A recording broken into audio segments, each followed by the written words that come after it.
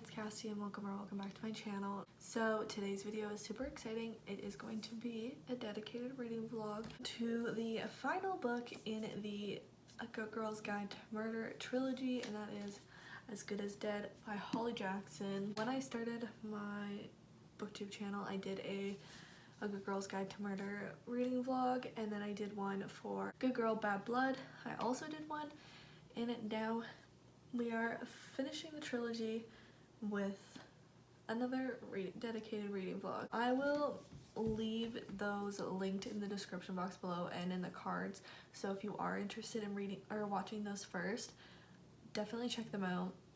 I didn't have the best, most amazing experience with these books. Thought they were good.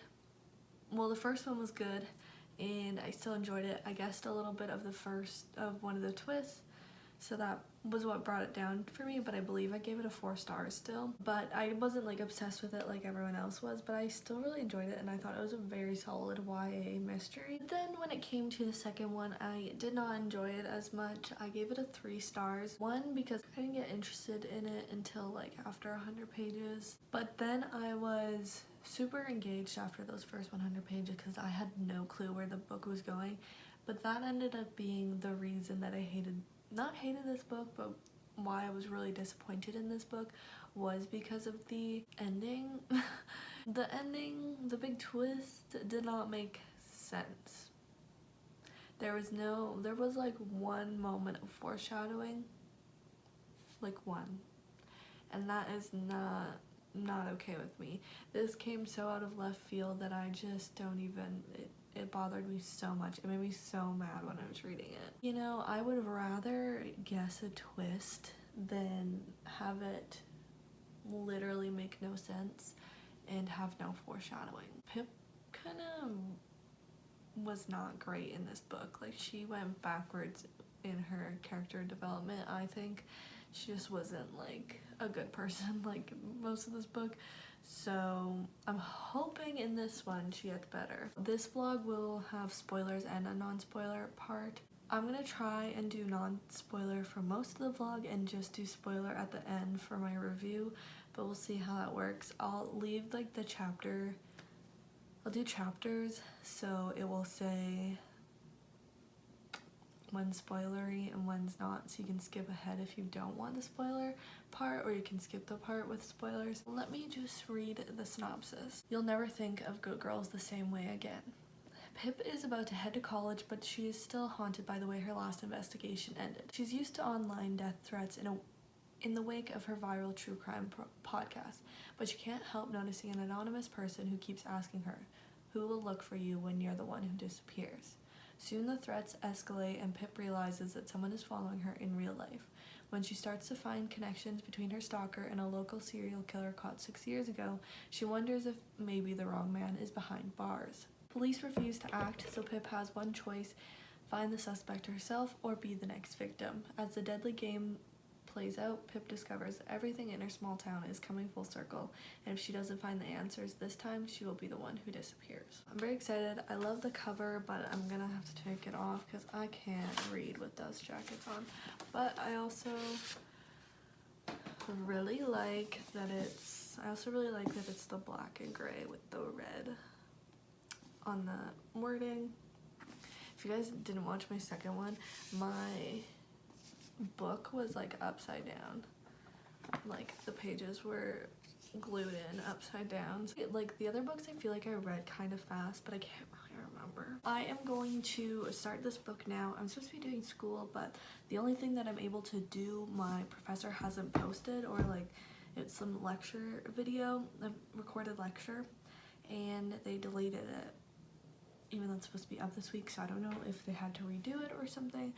So I'm unable to do it, but I'm gonna keep checking to make sure to see if they uploaded it, because that's first priority. But I have nothing else of school to do until then, so I am starting this, and I'm gonna be doing some old sprints from Mel Reed's Patreon. Thrillathon starts this weekend. Today is the 6th of October and Thrillathon starts on the 9th, so I definitely want to be done this before then. That's really the main goal.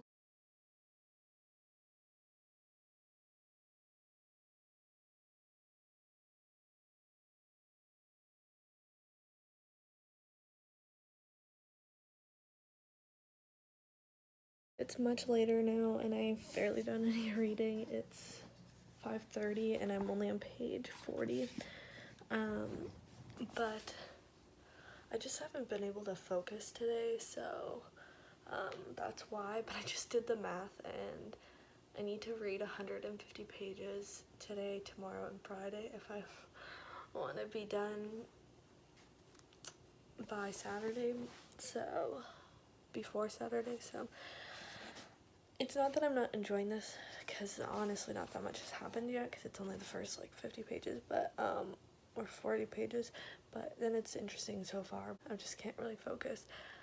But at the end of chapter 5, when the last couple pages of chapter 5, Pip is saying something about how like Elliot Ward and Becca from the past books are bad people, and I kind of like, she contemplates it a bit, but I kind of don't like that, especially for a YA book, because what they both did, I get that some things were pushed on them, and especially Becca, like bad things happened to her, but and like Elliot Ward, like he did bad things and she was just like, what did she say about him? But was he an evil man, a monster? Pip didn't think so.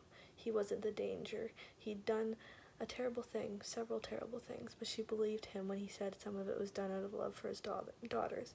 It wasn't all wrong, and it certainly wasn't all right. It was just there, drifting messily in the middle somewhere. Which some of it I would agree, but like, I don't know, I just don't overly think that's a good message to put in a young adult book. That's, I guess, what I mean more, because it oversimplifies the stuff, I think, when it is complicated situations. That's more what I mean, like, it's complicated situations. It's not simply she's a good person, so she shouldn't be locked up. It's the next day. I got to page 57 last night and then stopped reading, and I'm now on page 71. I gotta make this quick because my alarm's gonna go off for my laundry, but I am really enjoying the part of this book where the author is describing like fear and anxiety. Pip keeps having something that'll like scare her and make her think that she has a stalker, which isn't a spoiler because it's in the synopsis. But then she'll like backtrack and be like, no. And so she'll spiral down to like thinking she has a stalker because this, and this happened. But then she'll backtrack and be like, no. It could just be from a cat. It could be just a coincidence. So I really like how the author is writing that part right now. I honestly don't know if I'm gonna get this book done by Saturday, but I'm hoping like Saturday I'll finish it. That's my new goal. I am enjoying it. I'm just doing some sprints before my class because I have nothing else to do right now. It is a while later and I look very different. I went and ran some errands, went to the mall to pick some stuff up and picked up a package, but then I came back and I started reading again. So I got to page 100 before I left, and now I'm on page 152, and it's really not that it was slow for the first. I feel like if any part of this was slow, is maybe the first 50 pages, but I don't think it was slow. It was just like build up, and it's still build up, but it's, I don't know how to describe it. Background, catching us up with what's been happening in Pip's life, I guess. So this has been a pretty well, like I haven't been bored reading it yet, so that's good. But right now I'm extra enjoying it because it's really picking up the mystery. Only stopped because my eyes were getting really tired, so I feel like I should have a nap. But it's 5:20, so it's kind of a weird time. My goal for today is to get to page 227, which sounds random, but that's halfway through the book. So as long as my real goal is to page 200, just to be nice to myself, but it would be ideal to get halfway through the book. I have some theories, but I think they're pretty obvious based off of the writing, based off of the clues currently. So I don't know if it's too obvious that it's probably not going to be these people. But honestly, at this point, I'd be fine with it being either of these two people, because it would make sense. And I could see how the author's setting it up and how she could explain it, kind of. But I won't say my theories, because I kind of hate it when people say their theories and then I have their theory in the back of my head when I'm reading, and then if they're right, it kind of just ruins the book, because you see it from the beginning, because you've heard about someone's theory. Does that make sense? Makes sense to me, but I don't know. I started reading again. I didn't have a nap, but I just needed to stop reading, I think. I'm on page 173, and I was like just thinking how I was gonna come on here and tell you guys how earlier I had been annoyed with Pip's views on Elliot Ward, and that was his name, right? And Becca Bell, and how she didn't seem to, I don't know, just like her views on it, and I guess that it was oversimplified is more what it was that I was annoyed with, because the situations were very complicated, and it just seemed like she was oversimplifying it. I was coming on here to say that as the story has gone on, it seemed like she was more moving towards it. The situations were more complicated. But then there was this part just now about Charlie Green, and I just don't understand what Pip believes is okay and what is not. Like, she talks about this gray area and how the case she's working, there'd be no gray area, but with these other cases that she worked, there's a gray area. And I get that to some extent, but you also, like, murder's bad.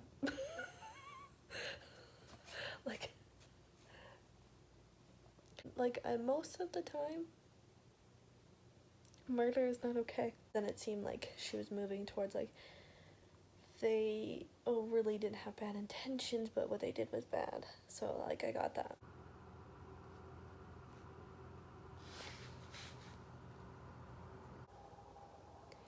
It is 9:30 now, and I'm on page 260.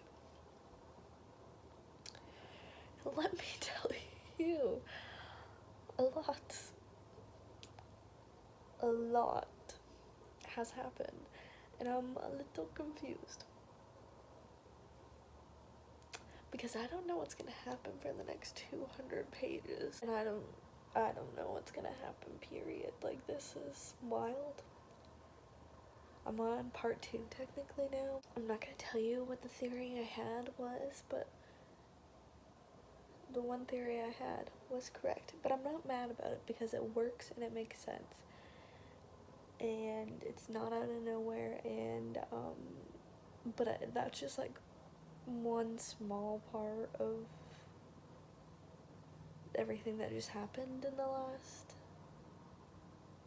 100 plus pages. I'm actually just gonna read the next to 264, because that's the end of chapter 30, and then I'll decide if I'm gonna read more tonight. I don't know yet.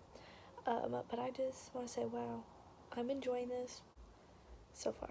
I guess I still have a long way to go, but it's crazy. It's crazy. I'm just really intrigued with what's gonna happen in the next 200 pages, because, like, this would be pretty much close to the ending of a normal book. Like, what I would expect to be, like, the last 50 to 75 pages of a book. So, I'm intrigued. I'm enjoying it much more than the last 2 books. So I'm gonna read these last 3 pages of this, or 4 pages of this chapter, and then take a break and possibly get back to reading. I'm on page 293. Yeah, 293, And so I'm like basically 2/3 through the book, which was my goal for today technically. Yeah, because I wanted to do 150 pages each day, so I pretty much got to my goal. I'm counting it.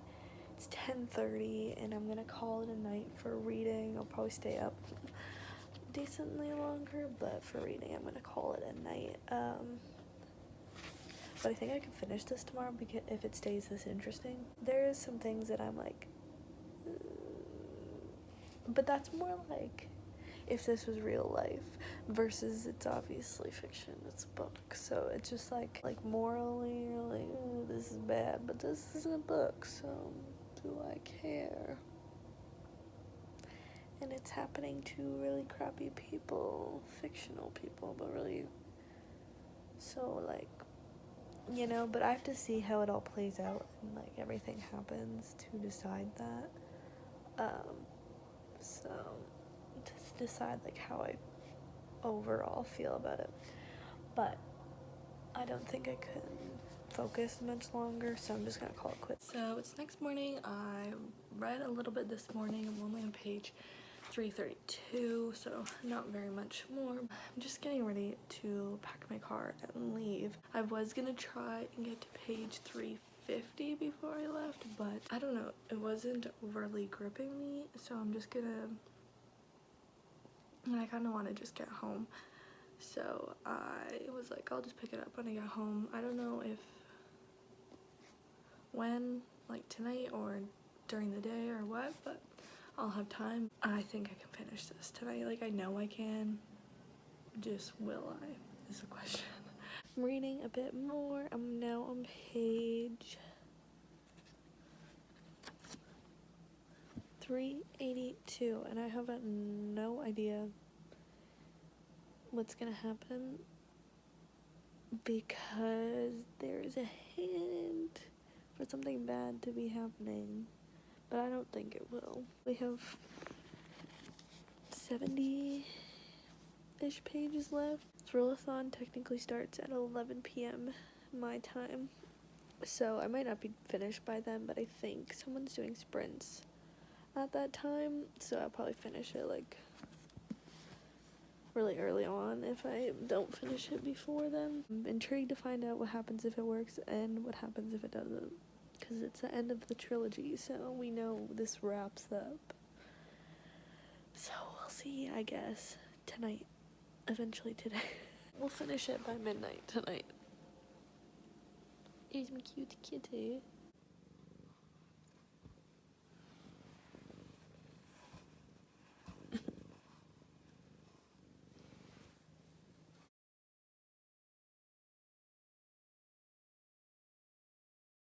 It is like 12:30 on technically Saturday, and I just finished As Good as Dead. I'm too tired to think of thoughts, so we will talk about it later, but I enjoyed it overall. Sorry my appearance is this. But it's been a few days since I finished As Good as Dead, and I thought it was finally time for me to do my little wrap up. If you want spoilers, they will be next. I'm gonna do a non-spoiler review now, and then I'll tell you when to stop watching if there's gonna be spoilers. So I have mixed feelings on how I feel about this book because of a multitude of reasons. I don't even know if I fully know my feelings on this book. I feel like it's something that I would have to sit on for a while still. As you guys know, this wasn't my favorite series to begin with, so I gave the first one 4 stars, I think, and the second one 3 stars. But this one I put as 4 stars on Goodreads, but as I like thought about it and I read some other reviews, I think it's probably like a 3.5, but on Goodreads I'm gonna put it as a 4, but I think in my head it's a 3.5. With the reviews that I've read, I think a lot of people that absolutely loved the first 2 books absolutely hated this book, and their arguments are solid. The person that Pip is in this book is nowhere near who she is in A Good Girl's Guide to Murder or even Good Girl, Bad Blood. The character changed so much throughout these books, and it is understandable to a degree. She is dealing with PTSD in this book. After the events of As Good Girl, Bad Blood, she's dealing with PTSD, and so it's really understandable that she could be struggling a lot in this book, and that's not the issue. I said this after Good Girl, Bad Blood. I thought she had her character development was actually like backwards, and she was not becoming a good person, and the third book just pushed that hard. Like, she was here a good girl, and and at the end of this book she's like complete opposite. Definitely turned into a worse person, and it's not even just to blame. I don't think you can blame it on PTSD or the events she saw, because the things that she did in this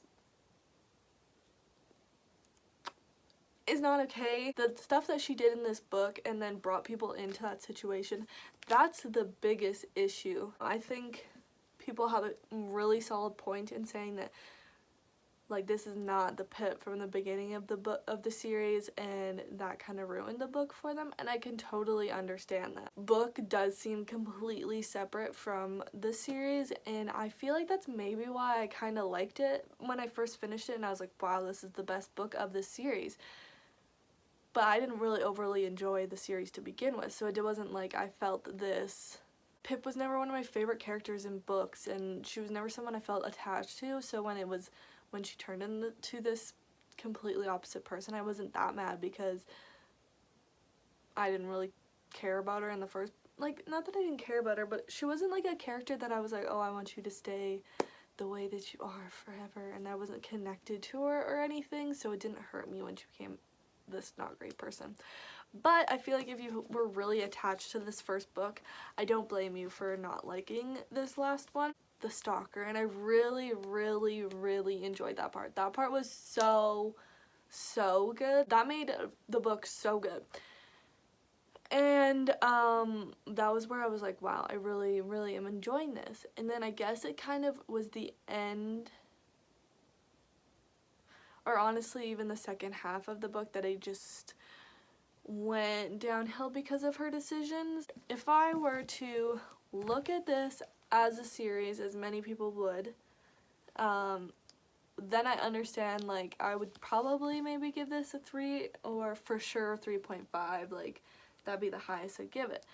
But if I'm looking at it as separate, then that's where I consider giving it a 4 stars. If this was its own thing, it'd probably be received as better, but since it's in this series, it isn't. But it's obviously, because of the background of the past 2 books, it's obviously necessary for it to be in this series, but I don't really know how to say it other than that. I think this book had a lot of positives to it, and I think the story in itself could have been really, really good with the stalker and stuff, and then it just took a turn that I liked. It's just like a conflicting thing in my brain. Like, I liked it. The mystery person inside of me liked it, and like true crime and stuff inside of me really liked it, but then when I think about it within the story, it just doesn't make sense, and it just was not the ending to the series that I think should have happened.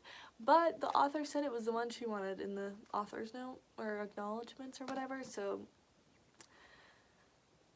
obviously it's the one she wanted. She wrote it. I'm conflicted with my 2 opinions on this book, and I can't really figure out a way to put them together, so that's the thing. The one twist I guessed, and I was 100% okay with it, because you guys know probably my struggle with the first one was I didn't love it because I guessed one of the twists and it was really whatever, but this time I was okay with it because it made sense, and because the second book it didn't, and because it was the tiebacks to the past in the past 2 books and just before the books were even written were done really, really well, that it was like, okay, I'm fine with guessing this person because it makes so much sense and there's so much tying back to them instead of just not having any clues towards them. I don't know, I just thought it was really good, just the way that she tied it back to before the books and within the other books. And I wonder if that was like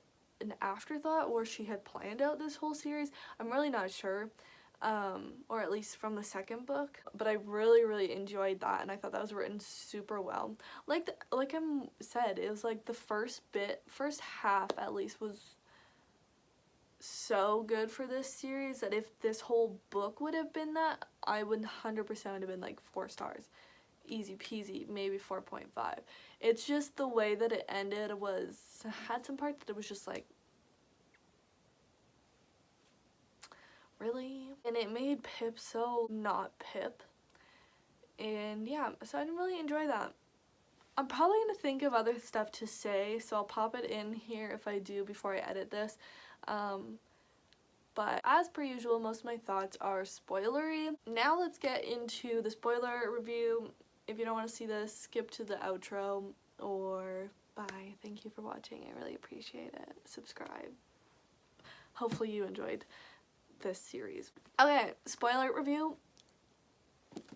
Holy. Let's start from the beginning, shall we? I just read this review on Goodreads and I thought it was really smart. And they said, as Batman says, you either die a hero or live long enough to see yourself become a villain. And that's Pip in this book. So the first half of this book with the stalker and with Pip struggling with PTSD and all that, I really, really enjoyed. I thought it was written really well, just with her anxiety and her first thinking about her possibly having a stalker, just how society is. It made her question it and not believe in herself, even though in her gut she knew that she had a stalker. And just how the stalker in themselves were so creepy with the ways that he did everything, like the printer, freaky. That freaked me out, the way it was done, that it made the person question, like, even if something was happening, it was so subtle but still so scary. Here's my thing.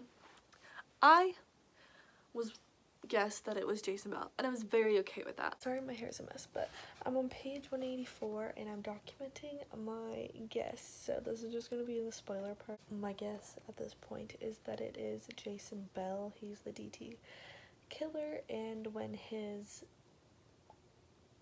alarm went off or whatever, that he had to leave that event, it was probably because the girl was like setting the alarm off, like he probably hid her there and she was like getting away or something, so that's why he had to leave.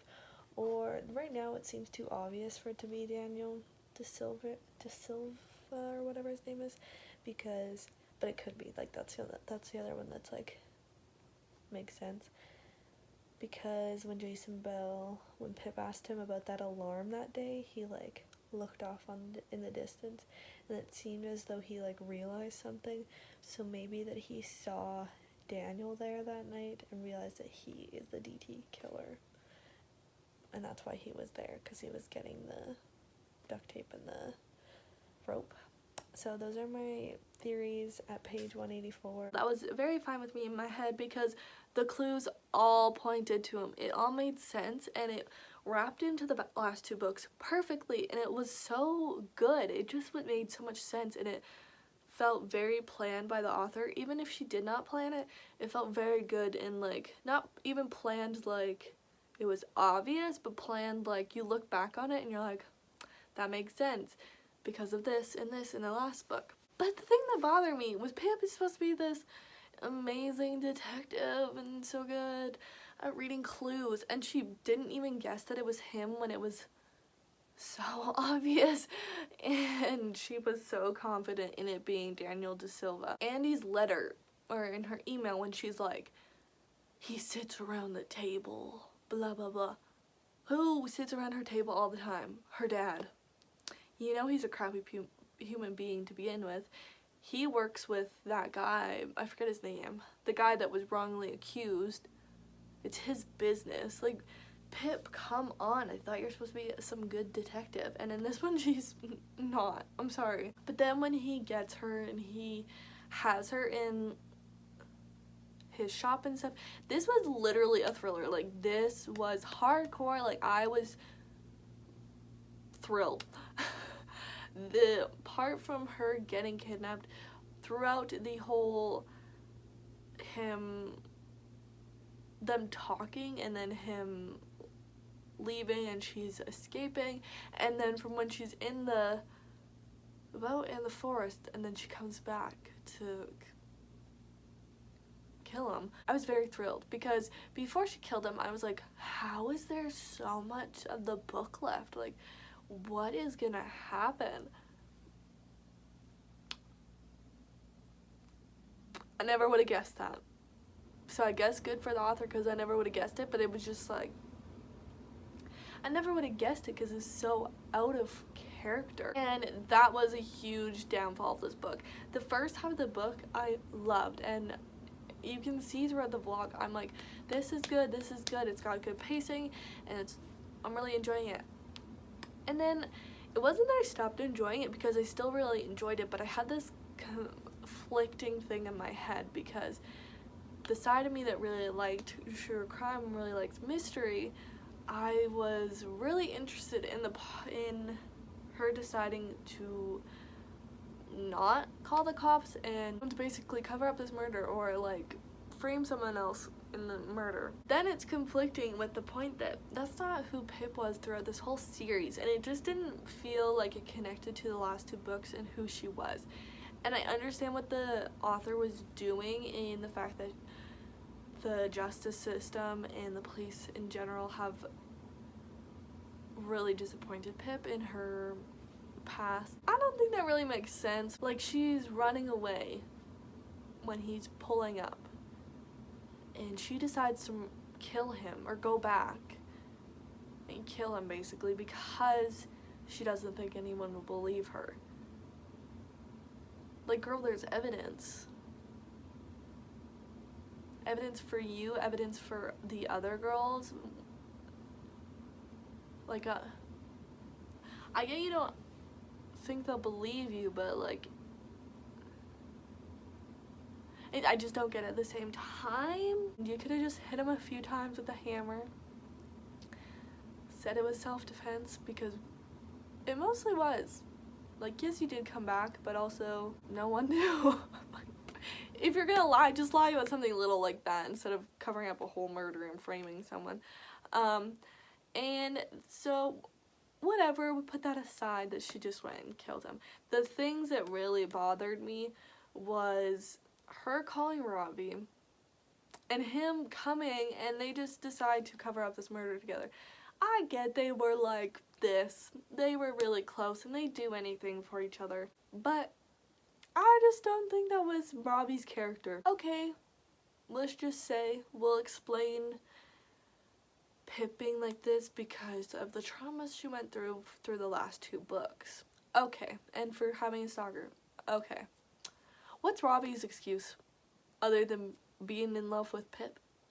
Why did he turn into this character that would cover up a murder, frame someone for murder, let your girlfriend get away with murder? Even though it was a serial killer. I get that. I get that. He was not a good human being. I'm not defending him. I am just confusion. I am confusion, because since when was Robbie ever gonna be like that? Like, he could have convinced her to not do that. And then Max, obviously, horrible, horrible, horrible human being. Awful. Deserves to be in jail forever. 100% agree. But the fact that they are saying half of his motivation for killing Jason Bell was that they got into a little scuffle at the coffee shop a couple weeks before.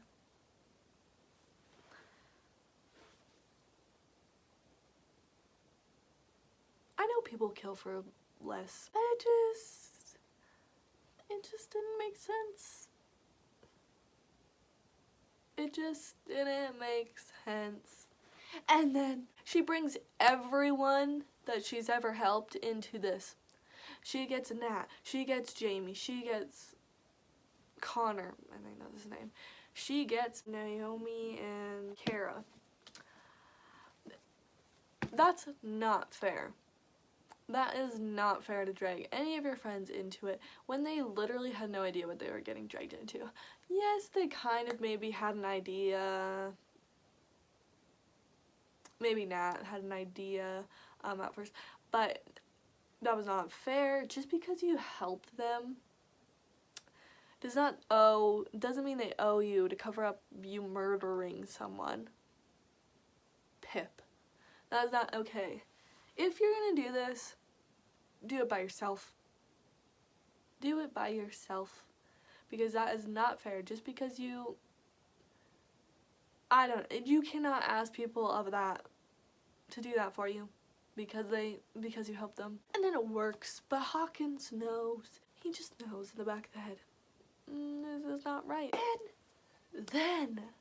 And then Pip has the audacity to ask Robbie to help her cover up a murder and frame Max, which worked. Whatever. Is it believable? It's fiction, guys. It's okay. But she has the audacity to break up with Robbie after he just covered up a murder with her. Who do you think you are, Pip? This man risks his life for you. And you're just like, probably should be best if we break up just to protect you. No. I'd be like, okay, I'll call the cops then. I just covered up murder for you and you're gonna break up with me? Okay, 911. 911, I have the real killer.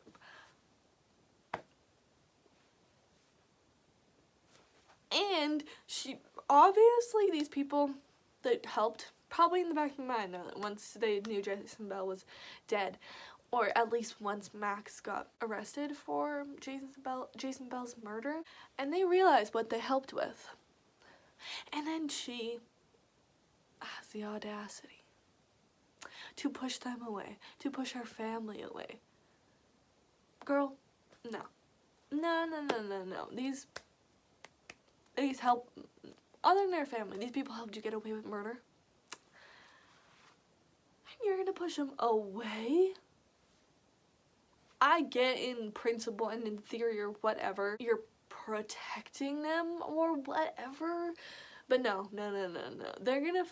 You're friends with them then, so it's gonna get them in trouble no matter what. Like, if they find out later that you were the one that murdered, like the cops find out that Pip is the one that murdered Jason, they know that she was dating Robbie at that point, and they know she was friends with those people at that point, and especially Kara and Naomi, she literally used them as an alibi, so they are gonna get wrapped up in this situation. So what's the point in pushing them away? Because no matter what, they'll be wrapped up in this situation if it gets brought back up. So, in your family, rude. The one thing in my head that I want to really give props to is the fact that the first book is called A Good Girl's Guide to Murder, and her podcast is called A Good Girl's Guide to Murder. And then she murders someone, and like Hawkins points out, it's very interesting that that's the title of her podcast, and then it kind of just comes full circle because he's pointing out that he knows, but he can't prove it, but he knows. I guess more that what bothered me was just how she put those people in the position for them to get in trouble, and then she pushed them away to protect them. And that didn't sit right with me. That didn't make sense. If this was like, if the duct tape killer in it was like a book, and it was just her doing that and catching him, that would have been really, really, really good. I really enjoyed that mystery. I'm just keep saying the bad stuff, but I really, up until she asked Robbie to help her, I absolutely loved this book. The only thing that I had the issue with was how she was wishy-washy, and her defending-ish those people, but it wasn't that big of an issue. Like, I looked past it. There was just, like, more issues as it came, and I just don't think that's how, like, this series should have ended.